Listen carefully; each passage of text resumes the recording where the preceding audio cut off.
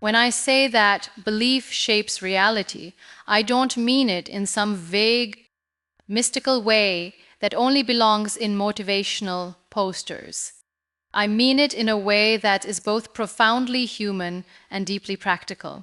Every single one of us is living inside a world that is filtered, colored, and sculpted by what we believe to be true. Your beliefs are like the lenses in a pair of glasses you wear all the time.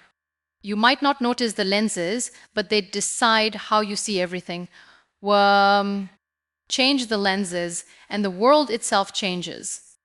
Psychologists call this cognitive framing. The idea that your interpretation of events is shaped not by the events themselves, but by the mental frame you've built over years of experiences, influences, and self talk. If you believe you're capable, you look at challenges and think, this is an opportunity. If you believe you're doomed to fail, you'll see the same challenge and think, this proof not good enough. And here's the thing, in both cases, your belief pushes you to behave in ways that confirm it. That's not magic, that's psychology, but it's also philosophy. The Stoics used to say it's not things themselves that disturb us, but the views we take of them. In other words, the raw facts of life have no meaning until our mind assigns meaning to them. And once our mind does that, the meaning becomes the reality we live in. Two people can stand in the exact same storm. One will curse the rain, and the other will plant seeds. The difference isn't in the weather, it's in the belief. Belief is also a kind of permission slip. It determines what you allow yourself to attempt.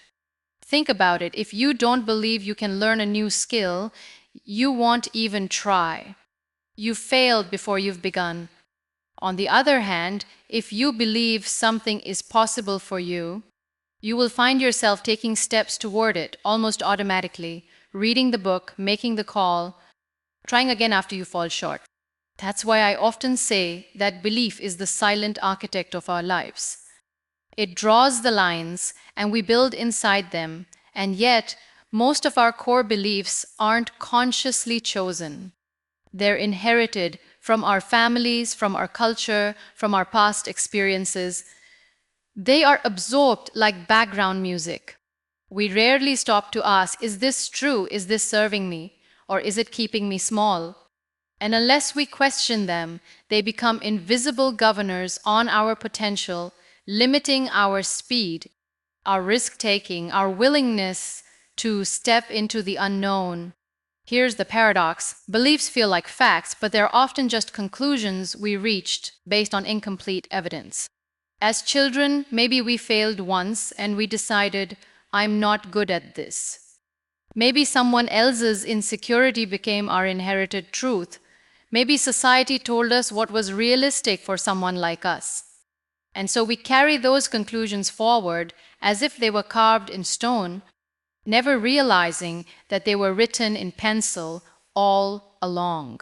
This is why awareness is so powerful.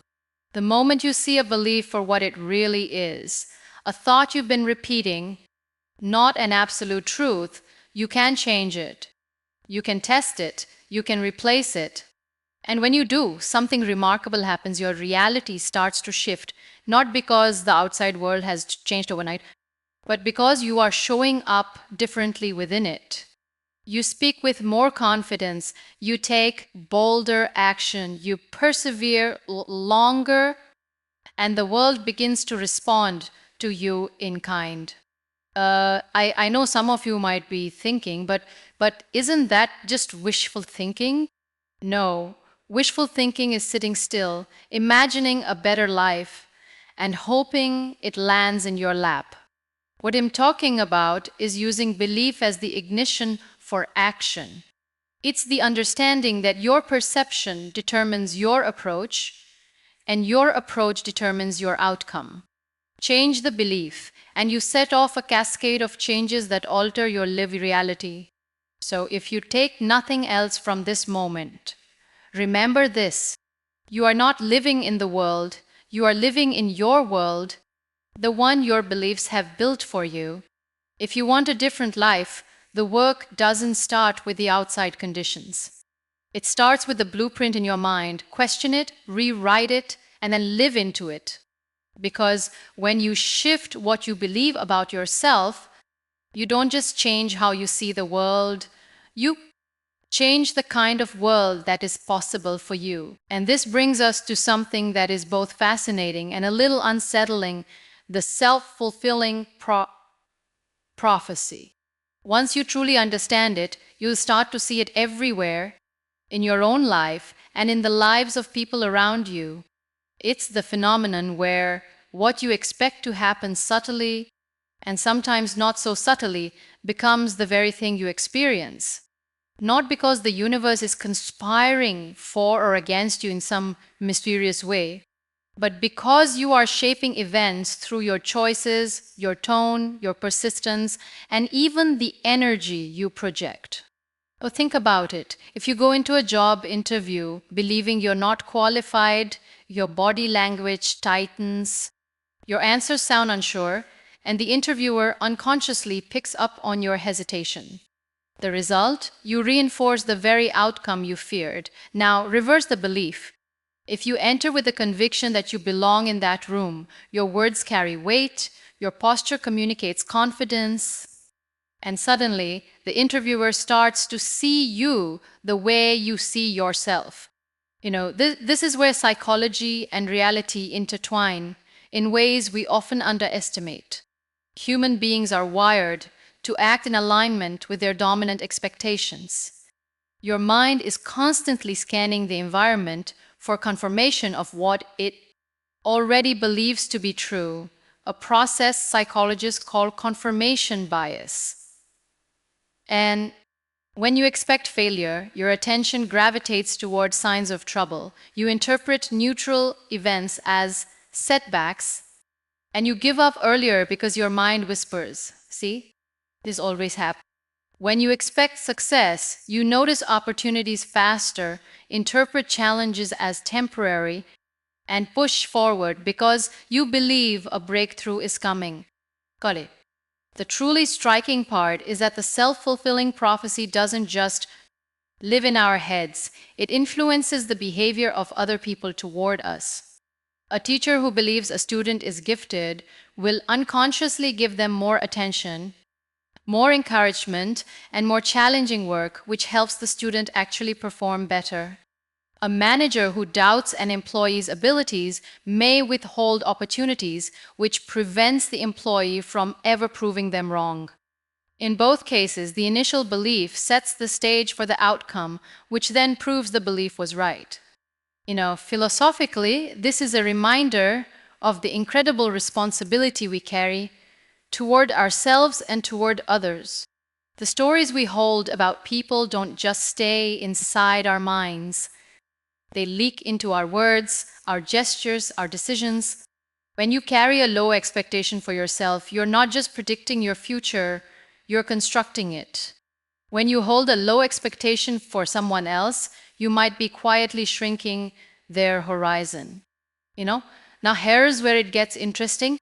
Most people think they need to see results before they can believe in something. But the self fulfilling prophecy flips that logic. You need to believe first, and then your actions and the responses you draw from the world will create the results you're looking for. This is why people who act as if they've already succeeded often move faster toward their goals. They're not pretending, they're aligning their behavior with the version of themselves they're becoming. Of course, the danger is that the same mechanism works in reverse. If you've convinced yourself you're unlucky in relationships, unworthy of success, or destined to struggle, you will start making micro decisions, often without realizing it, that sabotage your chances. You'll avoid taking risks, you'll choose safe but limiting paths, you'll interpret kindness with suspicion, and eventually, you'll have a pile of evidence that proves you were right all along. The good news is that once you see this pattern, you can interrupt it. You can begin to treat your expectations not as predictions, but as tools. Instead of asking, "What do I think will happen?" ask, "What belief would lead me to act in the most powerful way right now?" That shift changes everything. It turns belief into an intentional choice rather than a passive habit. And when you begin to choose expectations that empower you, something subtle but profound occurs. You start meeting a different version of yourself, one who stays in the conversation longer, applies for the opportunity, speaks up in the meeting, takes the leap before they feel ready. And each time you do, you collect evidence that reinforces the belief, this time in your favor. It becomes a virtuous cycle. So if key point was about realizing that belief is the lens through which you experience life, then this is about realizing that your belief is also a silent director, shaping the very scenes you live through. You don't just witness your life, you script it in real time through what you expect of yourself and the world. The question is, are you writing a story you actually want to live? We've seen that belief shapes the way we see the world, and we've seen how our expectations can quietly create the very reality we live in. But let's be honest, belief by itself is not enough. You can sit in your room believing you're going to write a best selling book, but if you never pick up the pen, the pages will remain blank. Belief is the ignition, but action is the engine. One without the other will get you nowhere. The mistake some people make is thinking of belief as a substitute for effort. They confuse hope with movement. Real belief, the kind that transforms lives, is not passive. It doesn't just whisper affirmations in your head. It gets you out of bed earlier. It pushes you to practice when no one is watching. It makes you stay in the race when the first wave of excitement has faded. That's because genuine belief naturally seeks expression. It's not content to remain a thought, it wants to become something you can see and touch. Psychologically, this is where cognitive dissonance comes in. The discomfort we feel when our actions don't match our beliefs. If you truly believe you are capable of something and yet you're doing nothing to move toward it, your mind will push you to close that gap. That's why, when belief is strong, action almost feels inevitable. It's not forced discipline, it's alignment. Philosophically, you could think of it the way Aristotle did when he spoke about virtue. He believed that we become what we repeatedly do, that excellence isn't a single act, but a habit. Belief sets the direction, but repeated action is what carves it into reality. And here's the beauty of it: every action you take in line with your belief strengthens it. It's a feedback loop. Belief fuels action, action reinforces belief, and together they build momentum. Okay? Now, this doesn't mean the path will be smooth. In fact, belief driven action often leads you straight into discomfort because you're moving into new territory. You'll face moments when progress is slower than you hoped, when the results don't match the effort. Yet, this is the point where most people stop, not because they lack the ability, but because they mistake temporary difficulty for permanent failure. No, but if you've done the work of building belief, this is where it pays off. Belief gives you the emotional stamina to keep going. It reminds you that the current setback is just a scene, not the whole story. And when you keep moving through those scenes, you create space for breakthroughs to happen. The truth is, most overnight successes you hear about are the result of hundreds of days when nobody was watching, days filled with unglamorous, sometimes tedious, but and what keeps a person showing up day after day is rarely just willpower. It's the deep conviction that the work matters, that it will lead somewhere worthwhile, even if they can't yet prove it to anyone else. This is why aligning belief with action is so powerful. If you only act without belief, you burn out because every effort feels like a gamble you're not sure will pay off. If you only believe without acting, you end up frustrated because your dreams remain fantasies. But when the two meet, your life starts to feel different. You're no longer working at something, you're living into something.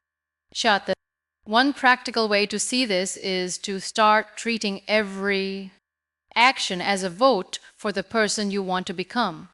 If you believe you are a writer, every time you sit down and write a page, you're casting a vote for that identity.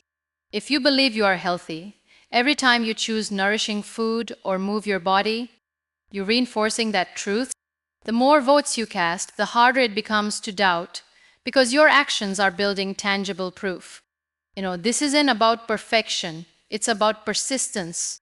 It's about showing up often enough that your belief never has a chance to go cold. And even on the days when belief feels shaky, action can keep the fire alive until conviction returns. So remember this: belief without action is like a seed in a sealed jar, full of potential but unable to grow.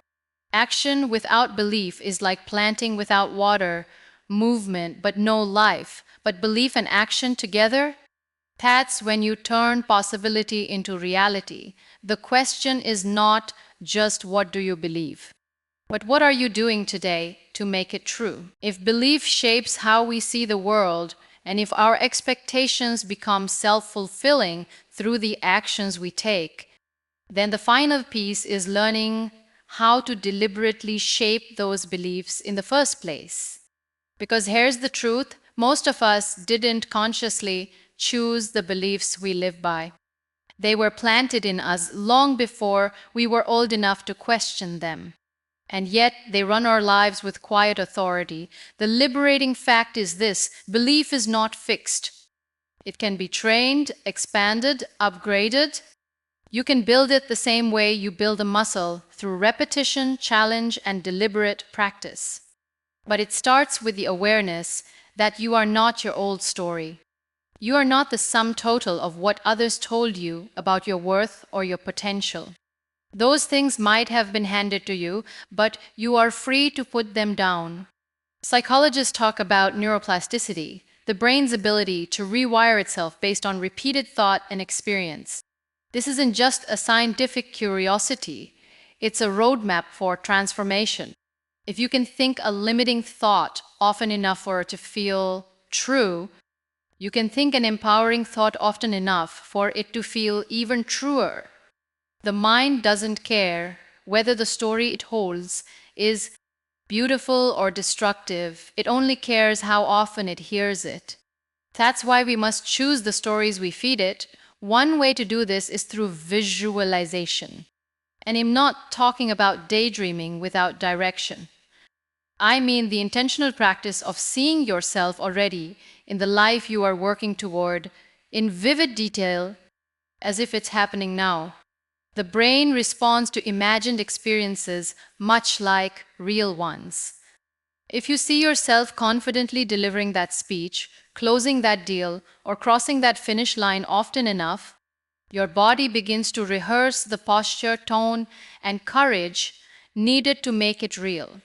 You're not waiting for proof to believe, you're using belief to create proof. Another way is through the environment you choose.